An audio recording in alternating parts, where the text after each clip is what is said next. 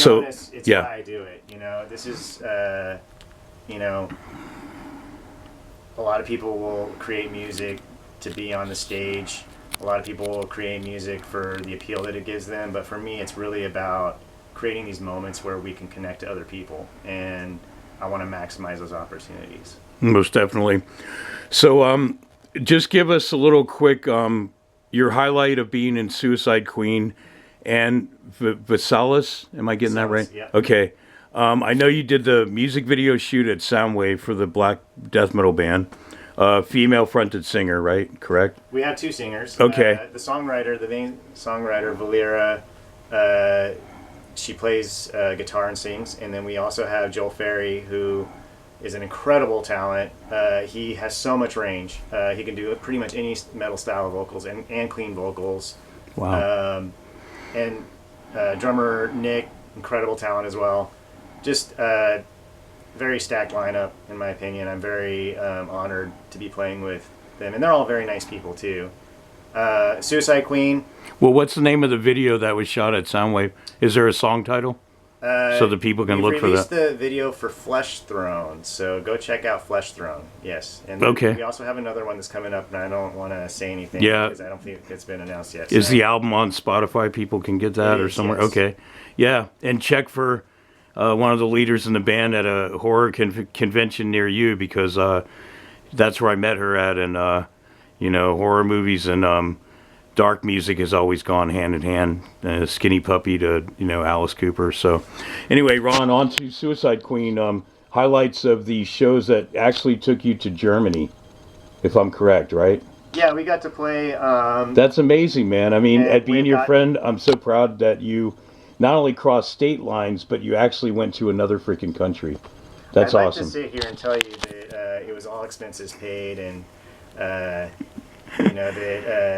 we were eating in the lap of luxury, but that's not the case. We did have our hotel paid for, but we did have to pay for our fare. But we're very fortunate to have done it, and that's a great memory in life. I mean, you know what? You got to just go for it because everybody talks about it. You did it, and even if you have to come out of your own pocket, nobody can take that experience or that moment away from you guys. And your fearless leader, formerly of Sorrow Church, Kay Dolores, now the front man and androgynous every time I see him, Kay Dolores, the front man and vocalist and lyric writer of Suicide Queen, formerly of Sorrow Church. Yeah, Kay does everything for Suicide Queen. I'm pretty much along for the ride, and I appreciate everything that she does for the band. And she, now I want to get the pronouns right. Correct, yes. Okay. Also, my bandmate Scar, she's been in a lot of local bands as well. Roadside Memorial. Bass player. Incredible person. Yeah. I'm very blessed. I take on these projects, and everybody that I'm working with, I'm incredibly thankful to have as partners and friends. What else has Scar been part of? Was it Roadside Memorial or? That's correct. Yeah. Okay. Yeah, so check her out. She's been part of our Great Bay Area local scene for a long time. Remember seeing Roadside Memorial at Haight Street Fair. Actually, Suicide Queen played Haight Street Fair. How was that experience for you? Second time playing there, too. Oh, it was great. Yeah, had a good time. It's always nice to get outdoors and play while the sun's shining. When I saw my friend out there and Kay, I said, I didn't think vampires came out during the day that I thought your skin would be melting, you goths. We did have some resistance to doing that show. There was debate, yes, but we survived. Well, cool. I got to go back in time because, we covered all the new stuff. Ron's been my friend for, over 25 years, and I knew him before he even started making music and doing the music thing. And this guy, I could tell you, reminds me of two favorites of mine in the Bay Area named Mike Patton and Les Claypool. They don't ride off the old laurels of their hits of Faith No More and Primus. They create other bands and other projects that are like 20, 30 deep with many different people, famous and not. So Ron, first of all, you teamed up with David Sandoval, Scary D, A Bomb and Scary, and Magica to create this wonderful CD studio only, and I don't think they did any live shows, called Sinister Scary D and Sinister G. And the name of that album is Monster Abstract. Monster Abstract. That's right. Yeah. Kind of weird for you to do a record that has like a King Diamond-esque kind of vocals with your industrial keyboard metal madness. That's one hell of a record, believe me. There's no filler, start to finish. That's a sick record with clean metal vocals and electronic dance music with an aggressive edge, man. You were on some another level with that. Well, I definitely learned a lot doing that project. David was an absolute pro and really kind of showed me the ropes of what it meant to be an active musician, what it took to promote, having to come out of your pocket to get things produced properly. He really did give me a crash course in how to become a musician. And I do love the result of that. To me, it reminds me a lot of early industrial metal like Fear Factory or Static X. It really has that danceable beat, but it's also pretty heavy. Right on. But I do want to say we should probably take the clock back even further, which is Mannequin Planet. Like, none of this would have happened without Mannequin Planet. I was just a guy that was messing around with beats on my computer until my good friend Dave B here invited me to be a part of his project. We were on a road trip to LA and we were discussing what we wanted to get out of life, and you expressed very passionately that you wanted to bring this vision of this art band to stages, and I thought that maybe I could help you since I was working on doing the beats.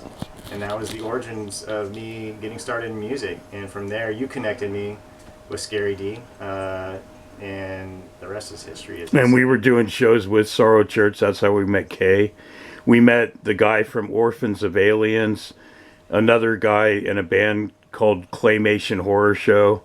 There were so many great groups that we connected and networked with. And yeah, it was a wild ride because if you don't know, Mannequin Planet is a future fashion movie band with robot mannequins, actors, models, dancers, and a fashion line.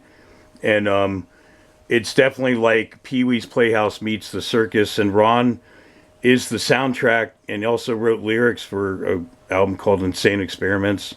Did the music for Humannequin and Sick of Monsters. We did a ton of shows at Red Devil Lounge to Haight Street Fair to DNA Lounge Slims, Oakland Metro, the Uptown, Store Club Eli's, opening for the Mentors, the Phenomenauts, and Jefferson Starship. One hell of a ride, man. And Mannequin Planet continues with Ron's music, and I have other people doing lyrics and vocals and live shows. And we're both on the scene kicking ass against all odds.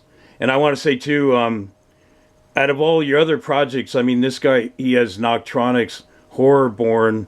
Name some other ones that you have created. And if there's any links for people to hear your other past works, yeah, give it to the people. Well, yes, Noctronics was a synth pop project that I created with one of the local DJs, Misty, and we managed to put out 2 EPs and a single, and we got some good club play out of that and international club play. So that was a successful project in my mind. We didn't do a whole lot of shows. We did one show, but for whatever reason, we moved on to other things. But I definitely appreciate that project. And then Horrorborn was a project that my dear friend Joey and I started from the ashes of a project called Evil X. And Joey was in Mannequin Planet for Brick and Mortar and Slims. And then he went to work with Ron on other projects, yeah. So Joey Yates, I think his name is. That's right. Yes. You can catch Joey. He's in a few local projects. He's in Mortal Filth, which is I would call him maybe tech grindcore. I'm not sure exactly what genre they would call themselves. And then Devious One, which is very much death metal. Cool. Be sure to check those projects out. So that was a studio-only thing, Horrorborn, never played live? Yeah, we tried to put together an ensemble to bring that to the masses. Unfortunately, though, COVID happened, and Joey got involved in other projects, and I got involved in other projects, and the rhythm never say section. never. We may bring it back at some point, because for me as a writer, that's my metal outlet. We did a lot of groove metal. We did some death metal. Our last album that we released is a doom metal album, which I'm very proud of. So you came out with more than one release? We did, yes. 2 studio albums, and did you play live or no? We did not. No, Okay. studio project, Who yeah. was the almighty rhythm section for this project? That would be me.